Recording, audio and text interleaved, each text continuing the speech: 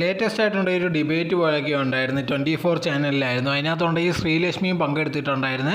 അത് മെയിനായിട്ടുണ്ട് ഇത് ഞങ്ങൾക്ക് ദീപകിൻ്റെ അതോടെ തന്നെ ഷിംജിതയുടെയൊക്കെ ഇഷ്യൂവിനെ കുറിച്ചായിരുന്നു സംസാരിച്ചത്. അതിനകത്ത് മെയിനായിട്ട് കുറേ ആൾക്കാർ ഈ വിഷയമൊക്കെ പറഞ്ഞിട്ടുണ്ട്. പക്ഷേ മെയിനായിട്ട് നമ്മൾ നോക്കിക്കഴിഞ്ഞാൽ ഈ ശ്രീലക്ഷ്മി ഉണ്ട് ഈ ദീപകിനെ മാത്രമാണ് കുറ്റം പറഞ്ഞുകൊണ്ടേയിരുന്നത്. ദീപക് അങ്ങനെ ചെയ്യുന്നത് എനിക്ക് ഉറപ്പാണെന്നുള്ള രീതിയിലാണ് പറയുന്നത്. ഇതുവരെ തെളിഞ്ഞിട്ടില്ല. ഒരാൾ ആത്മഹത്യ ചെയ്യുന്നു വെച്ചിട്ടുണ്ടെങ്കിൽ തീർച്ചയായിട്ടും ഉണ്ടെങ്കിൽ അതിനർത്ഥം അയാൾ കുറ്റക്കാരൻ അല്ലെന്നുള്ള രീതിയിലായിരുന്നു ശ്രീലക്ഷ്മി പറഞ്ഞിരുന്നത്.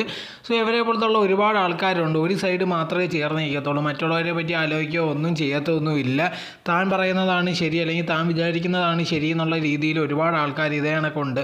ഇപ്പോൾ ഏതെങ്കിലും ഒരു ഇതേ കണക്കത്തുള്ള പ്രശ്നങ്ങളിൽ ചെന്ന് പെട്ട് കഴിഞ്ഞാൽ അവൻ്റെ കയ്യിലാണ് തെറ്റ്, അവൻ മാത്രമാണ് തെറ്റുകാരൻ എന്നുള്ള രീതിയിലാണ് ഇവരെ പോലത്തുള്ള ആൾക്കാർ പറഞ്ഞുകൊണ്ടിരിക്കുന്നത്. അതല്ലാതെ മറ്റേ സൈഡിൽ എന്തോ കറക്റ്റ് ഒന്നൊന്നും നോക്കാൻ അവർ തയ്യാറാവത്തില്ല. ഉടനെ തന്നെ ഇതേ കണക്ക് പെൺകുട്ടിയാണ് പാവി, അവൻ്റെ കയ്യിലാണ് മൊത്തം തെറ്റ്, അവനാണ് ഇങ്ങനെ ചെയ്തത് അങ്ങനെ ചെയ്തതെന്ന് പറഞ്ഞ് ഒരുപാട് പേര് ഇതേ കണക്ക് പറയാറുണ്ട്. അതിലൊരു കൂട്ടത്തിൽ ഒരാളുമാണ് ശ്രീലക്ഷ്മി. നമ്മൾ ആ പരിപാടി നോക്കിക്കഴിഞ്ഞാൽ ബാക്കിയുള്ളവരൊക്കെ ഉണ്ട് ഇതേ കണക്ക് ആ ദീപകിനെ കുറിച്ച് പറയുമ്പോഴത്തേക്ക് ഉണ്ട് ഈ കുറച്ച് ദുഃഖമൊക്കെ ഉണ്ട്. പക്ഷേ എന്നാൽ പോലും ഉണ്ട് ഈ ശ്രീലക്ഷ്മിക്ക് അങ്ങനത്തെ ഉള്ള ഒരു കാര്യങ്ങളും ഇല്ലായിരുന്നു.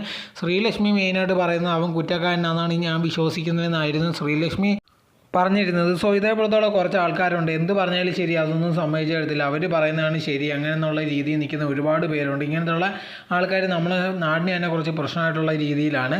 ഇതിനെപ്പറ്റിയുള്ള നിങ്ങളുടെ അഭിപ്രായം എന്തോന്ന് കമൻറ്റ് ബോക്സിൽ കമൻറ്റായി രേഖപ്പെടുത്തുക.